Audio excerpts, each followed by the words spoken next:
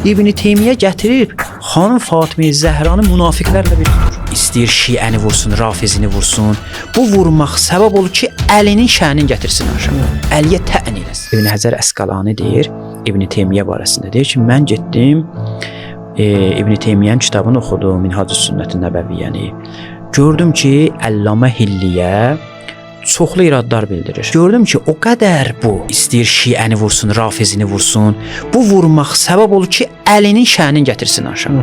Əliyə tə'n eləsin. İbn Teymiyyə gətirib xanım Fatimə Zəhranı münafiqlərlə bir tutur. Deyir, baxın, münafiqlər də gəlir deyirdilər ki, bizimdir. Əbu Bəkirdən istəyirdi. Deyir, münafiqlər sənin yanına gələndə hökm elirsən, onlar qəbul eləmir. Xanım Fatimə də gəldi, Əbu Bəkir hökm elədi, qəbul eləmədi. İbn Useymin müasir vəhabilərdəndir, təzə dünyasını dəyişib.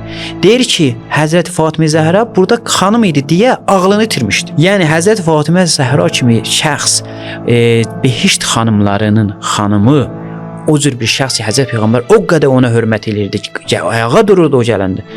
Bu cür hörmətsizlik elirdi.